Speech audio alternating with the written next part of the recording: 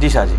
اچھا یہ جو مسئلہ ہے کہ یہ ارتداد والا نعوذ باللہ صحابہ کرام پہ تہمت بس لگاتے کرو ہیں. شاہ جی, اور تسی آخری بم چھڈن لگے ہو. ہاں یہ ایک بات کی جاتی ہے نا جی کہ آپ جی بخاری مسلم میں حدیث ہے نا اصحابی اصحابی والی, اصحابی بھی ہے کہ کچھ ایسے لوگ ہیں جو آپ کی زندگی میں مومن تھے, آپ کی وفات کے بعد کافر ہو گئے, انہی کو صحابی کہا جا رہا ہے. یہ امتی والی روایت لے کے آتے ہیں. وہ کون ہے؟ میں نے مسئلہ 96 میں بتایا کہ منکرین زکوٰۃ, مسلمہ کذاب کے ساتھ ملنے والے, حضرت ابوبکر صدیق کے دور میں جو ارتداد کا شکار ہوئے. بخاری مسلم میں آتا ہے ارتداد تو وہی ہوتا ہے جو آپ کی زندگی میں مسلمان تھا, حضرت ابوبکر کی زندگی میں وہ کافر ہو گیا.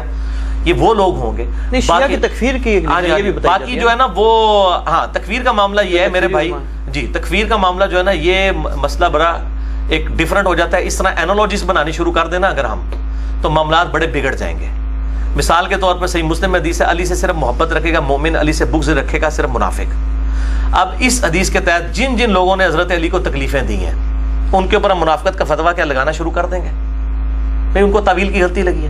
اس طریقے سے آج اگر کسی تک کوئی دین ایسا ٹیمپرڈ فارم میں پہنچا ہے, آپ بجائے ان کے اوپر کفر کا فتویٰ لگانے کے ان کی اصلاح کرنے کی کوشش کریں کہ بھئی یہ جن لوگوں کے اوپر آپ کفر کے فتوے لگا رہے ہیں ان کی شان میں نہج البلاغہ میں خطبے ہیں, اور معاویہ بھی جو ہے اس کو بھی کافر حضرت علی نے کبھی نہیں کہا, اس کو منافق نہ کہیں.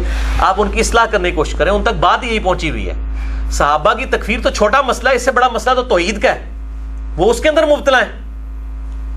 صحابہ کی تکفیر چھوٹا مسئلہ ہے, توحید کا مسئلہ بڑا ہے. قرآن نے تو کہیں نہیں کہا کہ صحابہ کی تکفیر معاف نہیں ہوگی. پکڑ بھی سکتا ہے اللہ تعالیٰ. صحیح مسلم میں حدیث ہے جس نے کسی کو کافر کہا دونوں میں سے کافر ہو گیا, لیکن یہ اس صورت میں ہے کہ جب کوئی شخص اس کو مسلمان سمجھتے ہوئے کافر کہے. حضرت عمر نے نہیں تھا کہہ دیا ابن ابی بلتا کو, جس نے حضور کی مخبری کر دی تھی, صحیح بخاری میں آتا ہے. حضرت علی کو نبی صلی اللہ علیہ وسلم نے بھیجا, وہ جوڑے میں سے خط نکال کے لایا وہ عورت والا, تو حضرت عمر نے کہا تھا کہ یا رسول اللہ اجازت ہے میں اس منافق کو قتل کر دوں. آپ نے فرمایا چھوڑو یہ بدری ہے, اللہ نے اگلی پچھلی خطائیں اس کی معاف کر دی ہوئی ہیں. نبی کے ساتھ خیانت کرنے والا منافق ہی ہو سکتا ہے, لیکن مسلمان تھا, اس کو غلطی تعویل کی لگ رہی.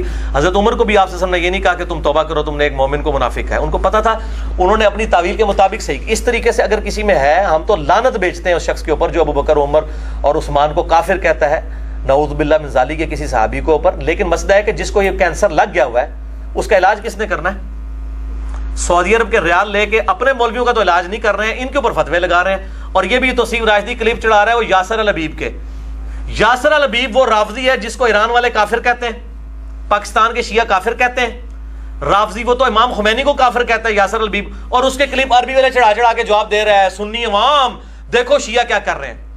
اور شیعہ تو اس کو خود خبیث کہتے ہیں. یہ تو اسی طریقے سے ہے کہ میں قادیانیوں کے کلپ چڑھاؤں اور میں کہوں کہ جی دیکھو سنی شیعہ عوام یہ قادیانی کیا کر رہے ہیں, یہ تم اہل سنت میں سے ہی نکلے ہوئے ہیں. قادیانی کس میں سے نکلے ہیں؟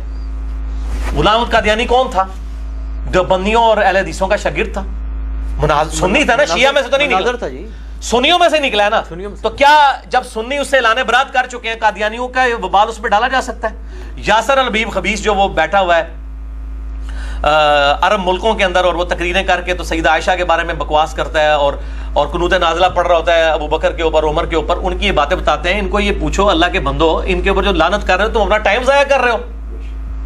تو یہ بھی ساتھ پھر بتاؤ منافق. نہ میں نے پوری بات بتائی ہے, میں کہتا ہوں اس پہ بھی لعنت ہے, اور اس کے خلاف لیکچر چڑھانے والے جو ہیں وہ خود لعنت کے مستحق ہو رہے ہیں. حق چھپا کے آدھی بات کر رہے ہیں کہ اس کو تو شیعہ جو ہے خود رافضی کہتے ہیں.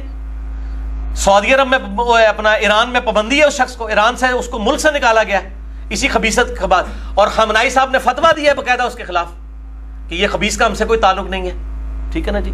تو جس چیز کو وہ آن ہی نہیں کر رہے, آپ ان کے حوالے کمزور پیش کر کے تو وہ مطلب ان کو چڑھائی کرنے کی کوشش کر رہے ہیں. بالکل بےایمانی کر رہا ہے یہ. بھائی ریال آپ نے حلال کرنے, خدا کے لیے سچی بات کرو, ان لوگوں کا رد کرو جن کا رد بنتا ہے.